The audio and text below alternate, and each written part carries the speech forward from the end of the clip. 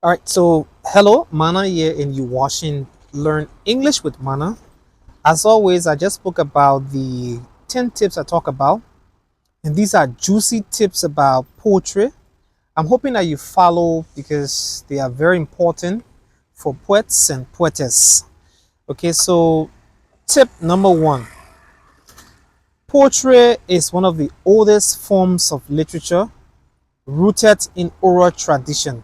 So, in ancient day Rome, a lot of people used to communicate through poetry. All right, so there were a lot of poems and poets that existed during those days.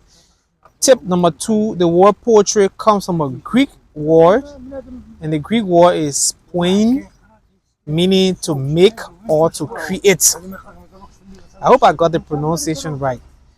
Tip number three, epic poems like the Homer, Iliad, and Odyssey, they shape today's literature. There was a blind poet named Homer. He was very famous for a poem named Iliad and Odyssey. Tip number four, sonnets have 14 lines and they were perfected or perfected by Shakespeare and somebody from Italy called Petrarch. Tip number five, Haku is a Japanese poetry. All right, it's a poetic form, Japanese poetic form, which has 575 syllable structure. Tip number six, poetry often mirrors a culture's value, struggles, and triumph. A lot of people who talk about cultural issues, struggles, and other important things, they communicated through poems. Like Muhammad Ali, a poem named Me, We. All right, and a lot of great guys wrote poems as well. Tip number seven, free verse is a poem that abandons the traditional structure and rhyme scheme of poetry. It's just that only form, free verse. Please know.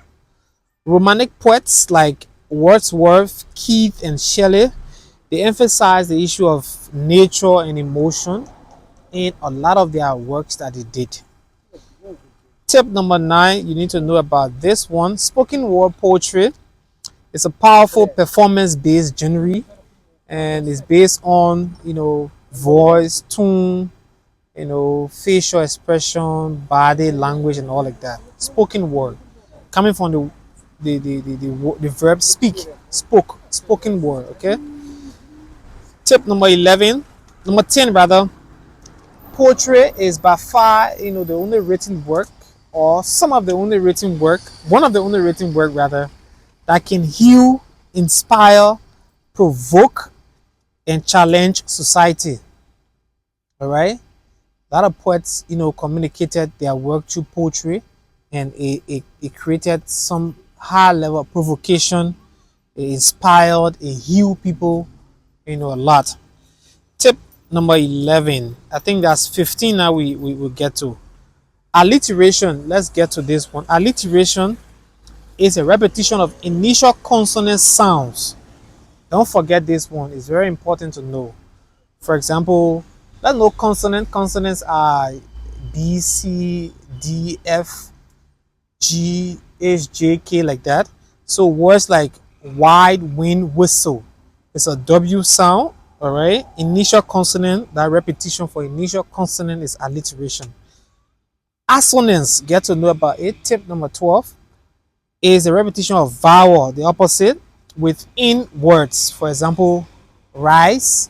It starts with a consonant R, but then the next word after is I. All right, I is a vowel word. All right, rise, high, tight. These are all, assonance.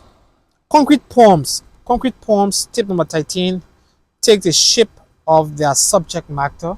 So when we're talking about car and you're writing a concrete poem, you have to speak about car, and then it should take the shape of a car. Lyric poem. Tip number 14. Expresses personal feelings and thoughts. Lyric poems, personal feelings and thought. And the last of them all is narrative poem, coming from the word narrate, to tell. All right, narrative poems talk about stories, and that's it. Please make sure you watch this video again so you can remember the 15 tips that we just gave. Have a blessed day. Bye bye.